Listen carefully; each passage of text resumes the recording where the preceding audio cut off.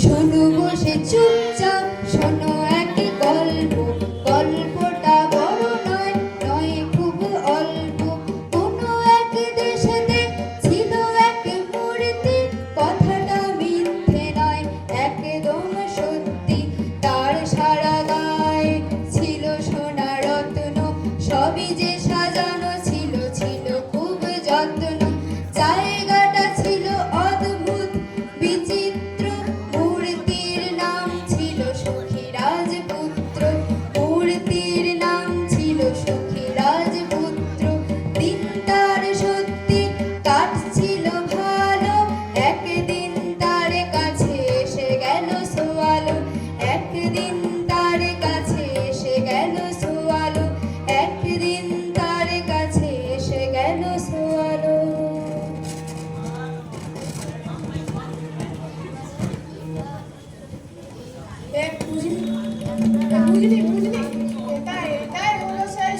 রাজপুত্রের বিখ্যাত মূর্তি। রাজপুত্র এদেশে খুব পরিচিত। রাজপুত্র শামসৌসি সুন্দর প্রাসাদে বাস করত। দিনের বেলায় তিনি খেলা করতেন, রাতের বেলায় গান গাইতেন। আর রাজপ্রাসাদের বাইরে যারা বসবাস করতো তাদের সম্পর্কে কোনো ধারণাই ছিল না। তার মানে তুই বলতে চাইছিস রাজপুত্র দুঃখ কি জিনিস এটা জানতেনি না, তাই তো? শুনেছি রাজপুত্রের রাজপ্রাসাদের দরজা দিয়ে কখনো দুঃখ প্রবেশ করেনি, তাই তাকে সুখী রাজপুত্র বলে জানতো। এবং তিনি মারা যাওয়ার পর এই বিশাল মূর্তিটা তৈরি করা হয়েছে এবং এর নামকরণ করা হয়েছে সুখীর রাজপুত্র। রাজপুত্রের মাথা থেকে পা পর্যন্ত সোনা দিয়ে তৈরি, চোখে দুটো নীলকান্ত মণি আর তলোয়ারের হাতলে একটি লাল চুনি বসানো আছে। এই শহরে সবাই সুখী রাজপুত্রকে ভালোবাসে। আসলে তিনি কোনো সমস্যা তৈরি করে যান, কোনো যুদ্ধ করেনি কখনো। হ্যাঁ, তেমনটাই তো শুনেছি বড়দের কাছ থেকে। এমন রাজা বা রাজপুত্র দেখাই যায় না। এই রাজপুত্র এই দেশের দুঃখ দুর্দশা নিয়ে ভাবেইনি কখনো। তা না, রাজা হয়ে বা রাজপুত্র হয়ে তিনি দেশের সম্পদ চুরি করেননি, প্রজাদের উপর অত্যাচার করেনি, এটাই তো বিরাট। হ্যাঁ, চল, দেরি হয়ে যাবে, চল।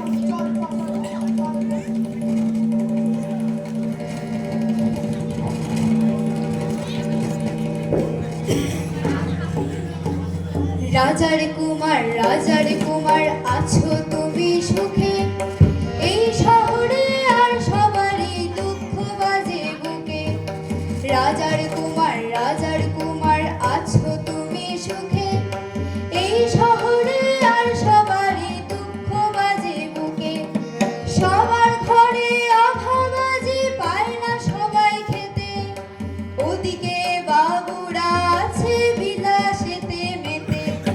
সুখী রাজপুত্র তুমি দেখছো নাকি সব, তোমার গানে যাচ্ছে নাকি হাজার কলরব। একটিবার বেঁচে ওঠো, দেখো সবার মুখ, তোমার স্পর্শে আসুক নেমে এই শহরে সুখ। রাজকুমার আছো তুমি সুখে, এই শহরে আর সবারই দুঃখ বাজে বুকে।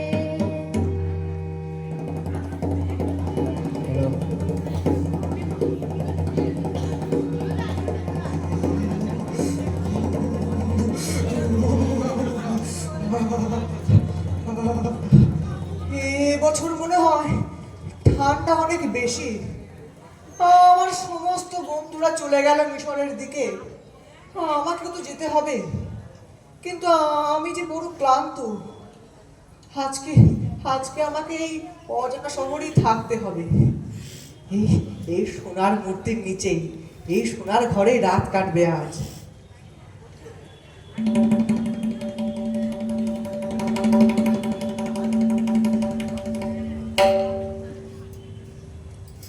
হায় রে, কি হলো? আজ তো আকাশ বেশ পরিষ্কার, আমি তো ভিজে যাচ্ছি। হয়তো আমারই কোনো ভুল।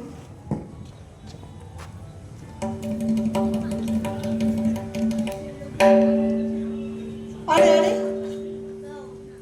আবার কি হলো বুঝতে পারছি না তো। আরে আরে, মূর্তিটা কাঁদছে, এই তো জীবন্ত নয়। অবশ্য দেশের যা অবস্থা তাতে কঠিন পাথরও আছে কাঁধে। এই মূর্তি, তুমি কে? তুমি কাঁদছো কেন? আমি সুখী রাজপুত্র, সবাই তাই বলে, কিন্তু এখন আমি আর সুখী নই। ওই আগে আগে একটি প্রাসাদে আমি আমার জীবন কাটিয়েছি খুব সুখে।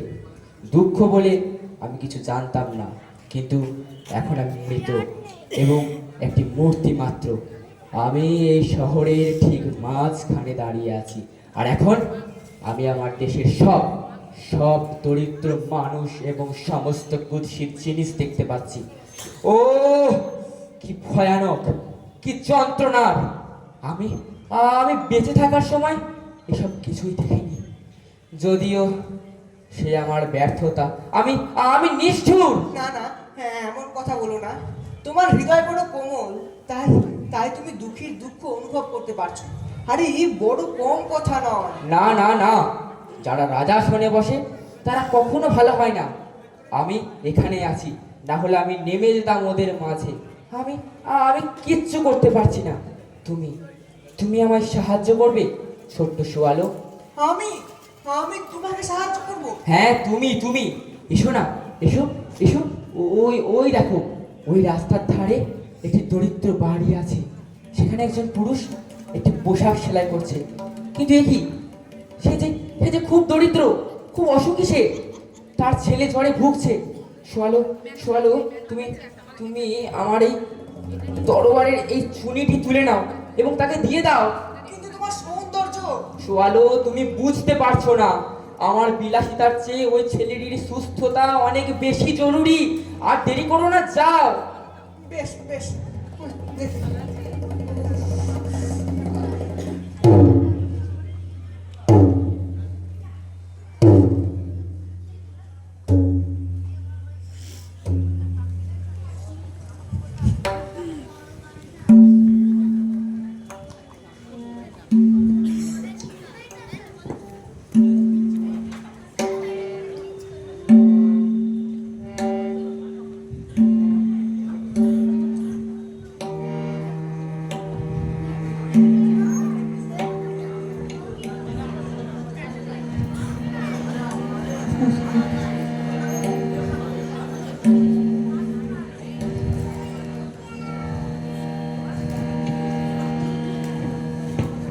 রাজপুত্রের সোনার হৃদয় দুঃখে যে গেল গলে, ছোট পাখিটা লাল চুনিটা নিয়ে গেল চলে। দূরে ওই ঘরে গরিব বাবার ছেলেটি রয়েছে ঘরে, লাল চুনিটাই লেগে যাবে ঠিক তারি যে দরকারে। রাজার কুমার দুঃখ বুঝেছে আর কোন রাজা বোঝে, চিরটা মালতো রাজারা সুখের কোণে খোঁজে। রাজার কুমার দুঃখ বুঝেছে আর কোন রাজা বোঝে, চিরটা মালতো রাজারা সুখের কোণে খোঁজে। চিরটা মালতো রাজারা সুখের কোণে খোঁজে। চিরটা মালতো রাজারা সুখের কোণে খোঁজে।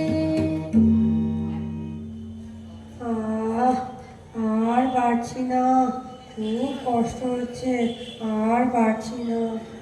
আর একটু অপেক্ষা কর বাবা, আর একটু অপেক্ষা কর। দেখ, এই কাজ প্রায় শেষ হয়েই এসেছে। এই কাপড়টা বোনা হয়ে গেলেই তোর জন্য আমি ওষুধ কিনে আনবো। আর একটু অপেক্ষা কর, ততক্ষণে তুই একটু ঘুরবার চেষ্টা করে বাবা। আমাদের মতো গরিবদের তো এরকমই অবস্থা। আর পারছি না, খুব কষ্ট হচ্ছে। এই দেখ না, এই হয়ে এসেছে, আর মাত্র একটু আছে, এরপরই তোর জন্য আমি ওষুধ কিনে আনবো। আর একটু ধৈর্য ধর বাবা।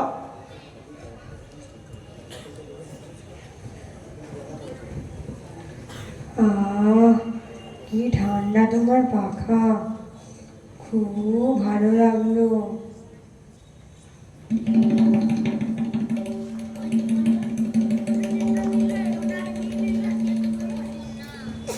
বাবা, এই দেখো।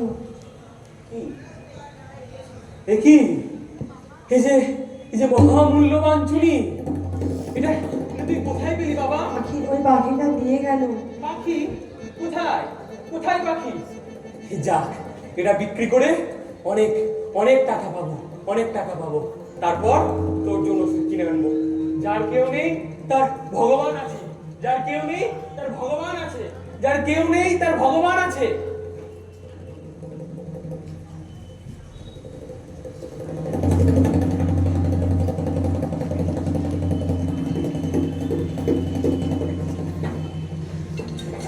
রাজকুমার, রাজকুমার, রাজকুমার, রাজকুমার, জানো আমি তোমার কথা রেখেছি, আর সেই কথা রাখতে গিয়ে আমার খুব আনন্দ হচ্ছে। জানো, যখন ওই ছোট্ট ছেলেটার হাতে ওই লাল চুড়িটা দিলাম, তখন তখন তার চোখ জুড়ে আনন্দের ঢেউ।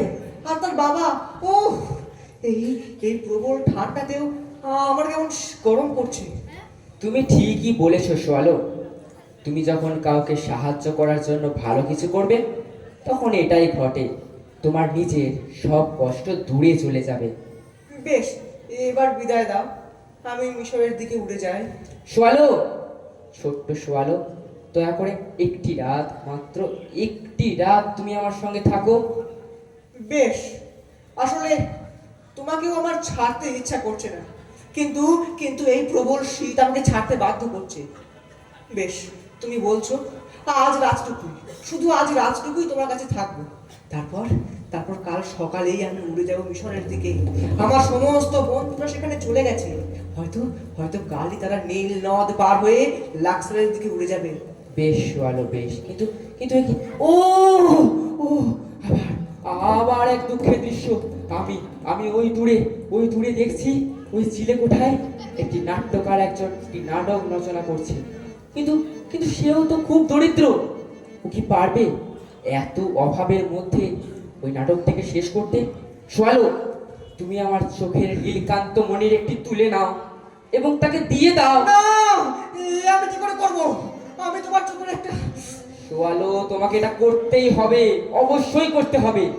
আমি এক সময় দুঃখী প্রজাদের দুঃখ না বুঝে স্বার্থপরের মতো সুখে জীবন কাটিয়ে যে অপরাধ করেছি, তারই প্রায়শ্চিত্ত। না না, আমি করতে বলো না, আমি কি করে করবো? এটাই অসম্ভব। এসো সোয়ালো, তুমি এসো, আমি এটা কি করে করবো? এসো সোয়ালো, এসো।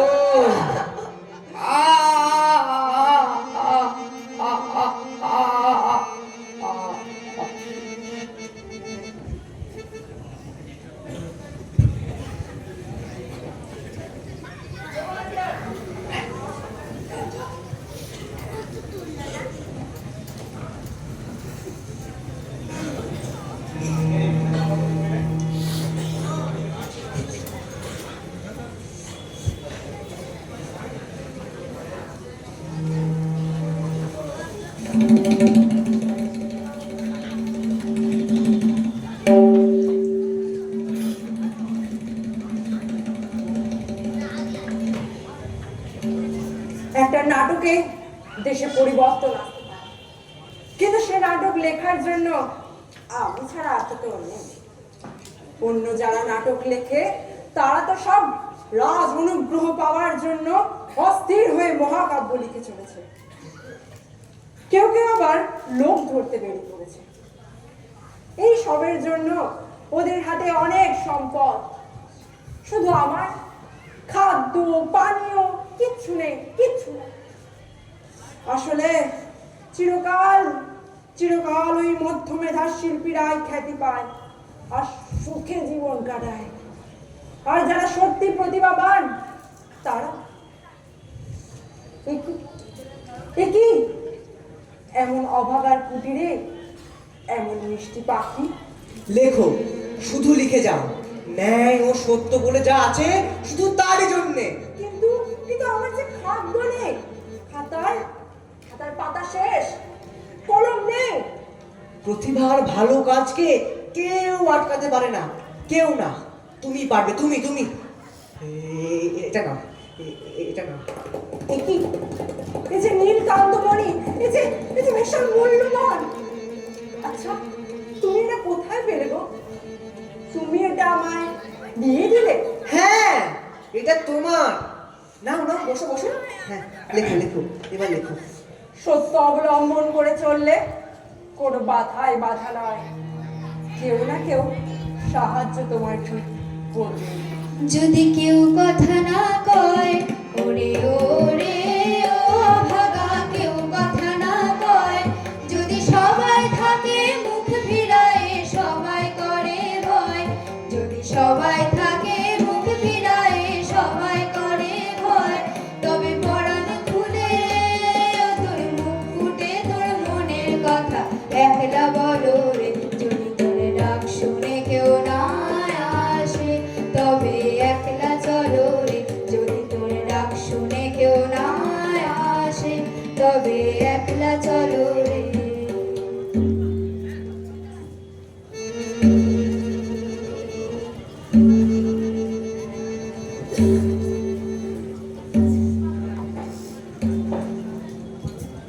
রাজকুমার, রাজকুমার, রাজকুমার। নাট্যকার, নাট্যকার তার শ্রেষ্ঠ নাটকটি লিখতে শুরু করেছে। এবার আমায় বিদায় দাও, আমার তো সব কাজ শেষ। বিদায় তোমাকে আমায় দিতেই হবে সোয়ালো, সে আমি জানি, কিন্তু কিন্তু আর একটি কাজ, মাত্র একটি কাজ তুমি আমার করে দাও, এটাই শেষ কাজ। তারপর তুমি উড়ে যাবে তোমার সেই গরমের দেশ মিশরে। কিন্তু এখানে যে প্রবল ঠান্ডা, এখানে প্রতিটি মুহূর্ত আমার কাছে বিপজ্জনক। আমি কি করে থাকবো এখানে? এমন করে বলো না সোয়ালো, আমার আমার এই শেষ কাজটা তুমি করে দাও, তারপর তুমি উড়ে যাবে। এসো না, এসো। আমি আবার আবার আমি দেখছি ওই জুড়ে শহর চত্বরের একটি ছোট্ট মিষ্টি মেয়েকে। কিন্তু কিন্তু এ কি, এই প্রবল ঠান্ডাতেও ওই মিষ্টি মেয়েটার গায়ে কোনো শীত বস্ত্র নেই, পায়ে জুতো নেই। ওই ওই অসহায় ফুলের মতো মেয়েটা। সোয়ালো, তুমি আমার চোখের বাকি নীল কান্তমণিটিও তুলে নাও এবং তাকে দিয়ে এসো। না, আমি কি করে করবো? আমি তোমাকে অন্ধ করতে পারি না। সোয়ালো, তুমি বুঝতে পারছো না, ওই মিষ্টি মেয়েটার কষ্ট দেখার চেয়ে এই আমার অন্ধ হয়ে যাওয়াই ভালো। এ দেশের রাজা কোথায়? সে কেন এইসব দুঃখ আর কষ্টের কোনো সমাধান করে না? কি ভয়ানক অবস্থা দেশের! একদল মানুষ ভোগ বিলাসে ডুবে আছে, আর বাকিরা সব যন্ত্রণায় দিন কাটাচ্ছে। রাজকুমার, তুমি তো জানো রাজারা চিরকালই এইরকম। তুমিও তো একদিন রাজা ছিলে। তুমি দেখেছিলে বলো ওই দুঃখ দুর্দশায় ভোগা মানুষদের? তুমি দেখেছিলে? আরে সেই জন্যই তো বড় যন্ত্রণা পাচ্ছি এখন, মনেও শান্তি নেই। সুখের সময় পেরিয়ে এখন যে দুঃখে এসে পড়েছি। সোয়ালো, তুমি আর দেরি করো না, ওই মিষ্টি মেয়েটার কষ্ট আমার আর সহ্য হচ্ছে না, আর সহ্য হচ্ছে না। আমি এটা কি করে করবো? সোয়ালো, তোমাকে এটা করতেই হবে, আমার আদেশ, তোমাকে এটা করতেই হবে। না না, আমি এটা করতে পারবো না। আমায় বিদায় দাও। সোয়ালো, তুমি আমাকে অন্ধ করে দাও। আমি এটা করবো কি করে? আমি তোমাকে অন্ধ করতে পারি না। আমাকে অন্ধ করে দাও। আমি এটা কি করে করবো? তুমি বুঝতে পারছো না কেন? এসো। আমায় বলো, আমাকে এরকম রাজপুত, আমায় বিদায় দাও। আমি বলো না এরকম করতে। আমায় বলো না। এসো সোয়ালো।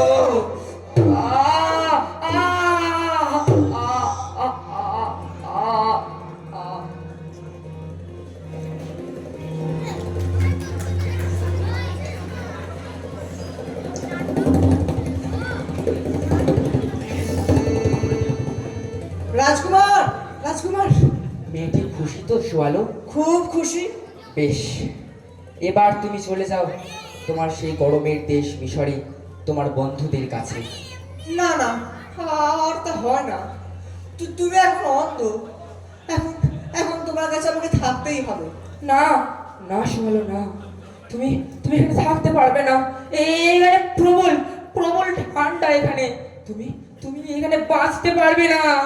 না না, কি দরকার, কি দরকার বন্ধুদের ছেড়ে চিরকাল বাঁচবার? থাক না ঠান্ডা, আমি আমি তোমার কাছেই থাকবো, তোমার কাছে। বেশ বেশ, তুমি তুমি যদি আমার কাছেই থাকো, তবে তবে তুমি ওই ওই উঁচুতে উড়ে বেড়াও। আমাকে আমাকে বলো তুমি কি দেখছো, আমাকে বলো। বেশ বেশ। রাজকুমার, আমি অনেক দুস্থ মানুষদের দেখছি, যাদের পেটে খাদ্য নেই, শরীরে বস্ত্র নেই, মাথার উপর আচ্ছাদন নেই। ও চলো, দেশে দেশে এত অভুক্ত, এত গৃহহীন মানুষ, ওদের ওদের পাশে কি কেউ, ওদের পাশে কি কেউ দাঁড়ায় না? ওদের ওদের কষ্টের কথা কি কেউ ভাবে না? না, ওদের কষ্টের কথা কেউ ভাবে না। সবাই সবাই শুধু ওদের ব্যবহার করে, শুধু ব্যবহার। আরে আরে সব দেশেই একই চিত্র রাজকুমার। আমি জানি জানি, আমি আমি এই একা এই অন্ধ ব্যবস্থার বিরুদ্ধে কিছুই করতে পারবো না। তবু তবু যতটুকু পারি চেষ্টা করব। বেশ, একটা প্রতিবাদ অন্তত থাক। তুমি তুমি আমার দেহ থেকে এই সমস্ত সোনা খুলে নিয়ে ওই সব দরিদ্র লোকেদের দিয়ে দাও। এতদিন এতদিন মরেও তো আমি মরিনি। এবারে আমি সত্যি সত্যি মরতে চাই। না না, আমাকে এটা করতে বলো না, আমি এটা করতে পারবো না, আমাকে করতে বলো না। সোয়ালো, তোমাকে এটা করতেই হবে। হয় হয় মন্ত্রের সাধন, নয় শরীর পাতন। কিন্তু আমি এটা কি করে করবো, তুমি কেন বুঝছো না? এসো সোয়ালো, তোমাকে এটা করতেই হবে। না না, আমি এটা করতে পারবো না, আমাকে বলো না করতে। আমার এসো বিদায় দাও। সোয়ালো। না না, আমি করতে পারবো না এটা। আমার এই সোনা খুলে নাও তুমি। আমি কি করে করবো, তুমি কেন বুঝতে চাইছো না? তুমি এসো সোয়ালো, এসো। না না না, তুমি এসো, তুমি এসো, তুমি এসো, তুমি এসো সোয়ালো, সোয়ালো এসো।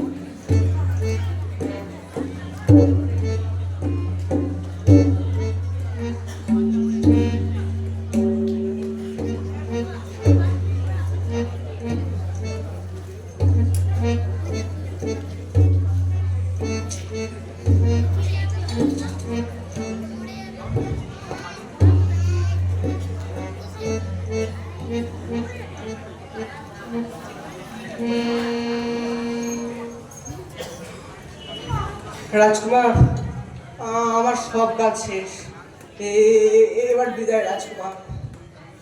বিদায়, বিদায় বন্ধু। এইটা কোথায় রাখবো? মিশনে যাচ্ছ?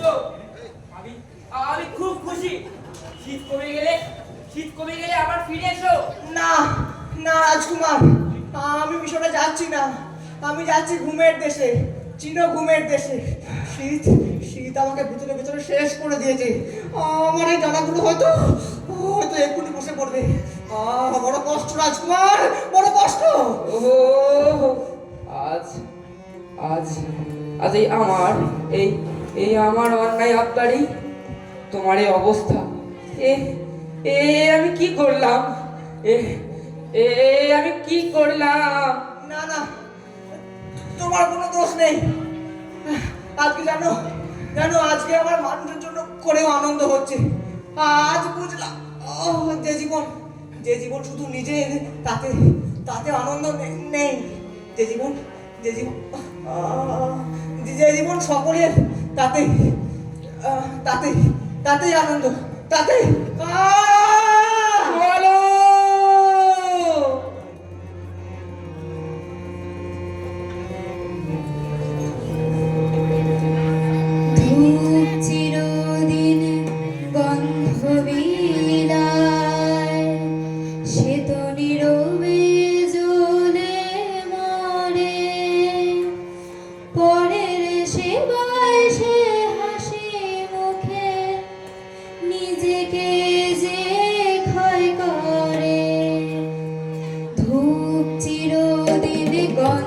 বিদায়, সে তো নীরবে জ্বলে মরে। পরে দেশে বয়সে হাসি মুখে নিজেকে যে ক্ষয় করে। তিনটি মন্ত্র নিয়ে যাদের জীবন, সত্যম শিবম সুন্দরম। দুঃখের পৃথিবীটা তাদের কাছে এক আনন্দ আশ্রম, এক আনন্দ আশ্রম, এক আনন্দ আশ্রম।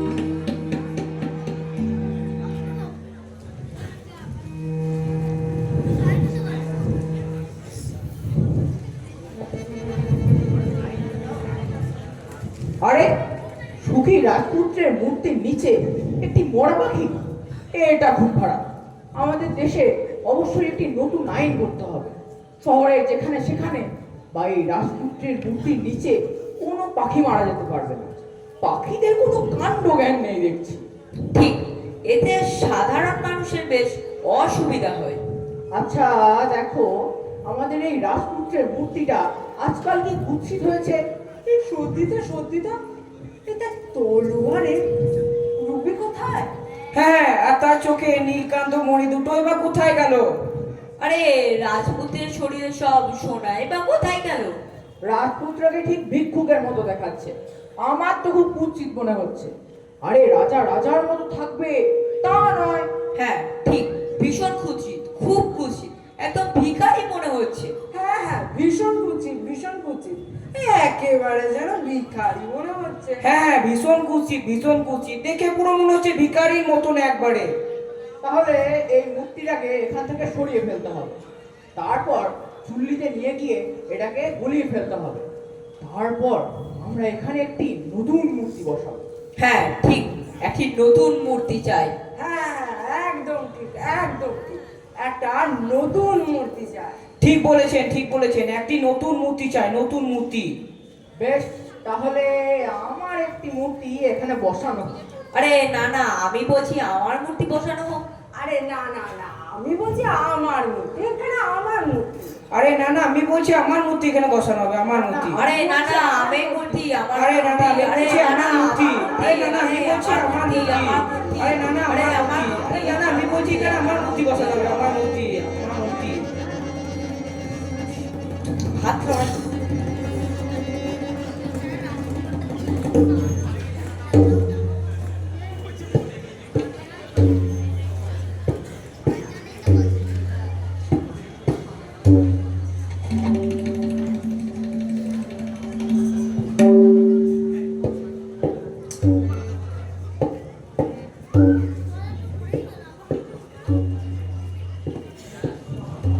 সুখী রাজপুত্র আর সোয়ালোর সেই আত্মদান আমাদের জেগে উঠতে শেখায়।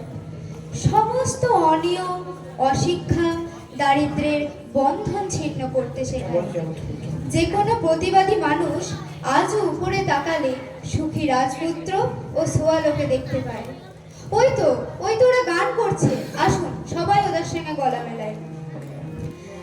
মানব না বন্ধনে, মানব না এ শৃঙ্খলে, মানব না বন্ধনে, মানব না এ শৃঙ্খলে। মুক্ত মানুষের স্বাধীনতা অধিকার, মুক্ত মানুষের স্বাধীনতা অধিকার, খর্ব করে যারা ভিন্ন কৌশলে। মানব না বন্ধনে, মানব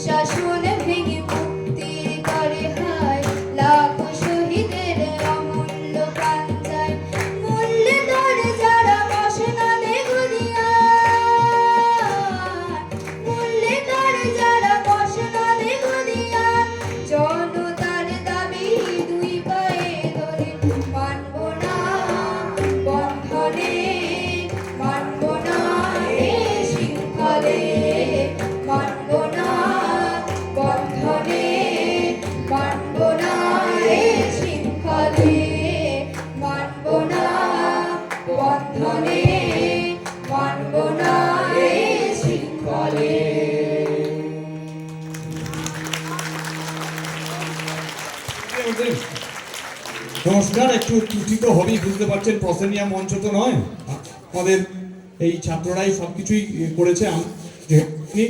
যাই হোক, আমি একবার, সময় খুব কম, আমি একবার মাইক্রোফোনে তুলে দিই, ওরা একটু নামগুলো বলুক।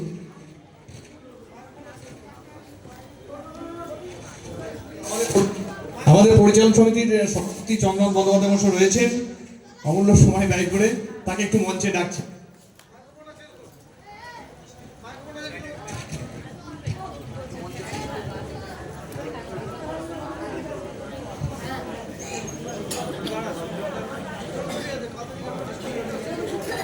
হ্যালো, হ্যাঁ, আমি একটুখানি আমাদের সভাপতিকে ডাকছি। সভাপতি খুবই সংস্কৃতি প্রবণ মানুষ এবং তার সময় ব্যয় করে এটা নাটক দেখতে এসেছেন, অনেক বড় বড় নাটক উনি দেখেন।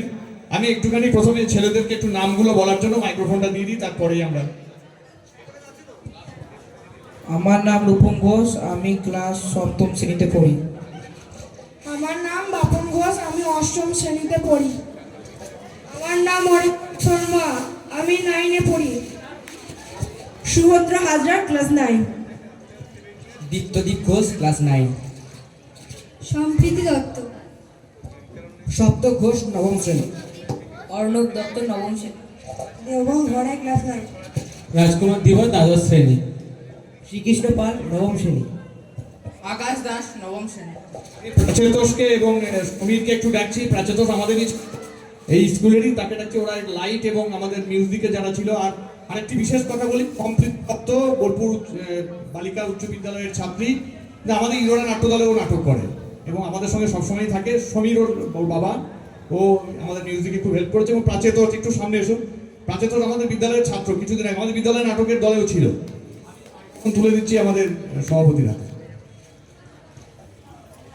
আমাদের এই নাটক দেখার যে কথাটা আমরা বারবার বলি যে খেলাধুলো, সাংস্কৃতিক চর্চা আমাদের ভিত্তি, লেখাপড়া আমাদের ভবিষ্যৎ, এটা টিম বোলপুর উচ্চ বিদ্যালয়ের স্লোগান। আজকে আমাদের ছেলেরা যেভাবে নাটক করলো, যারা নাটক বোঝেন তারা প্রফেশনাল দলের সাথে তুলনা করতে পারে। আমাদের স্কুলের তরফ থেকে আমরা তাদের সবাইকে উত্তরীয় পড়িয়ে সম্বর্ধনা জানাবো এবং তার সাথে সাথে মনোদোষ মাস্টারমশাই জানিয়েছে হবে এবং সেটা রফিকুল খাওয়াবে এগরোল। সবাইকে এগরোল খাই দেবেন আমাদের চন্দ্রনাথ বাবু।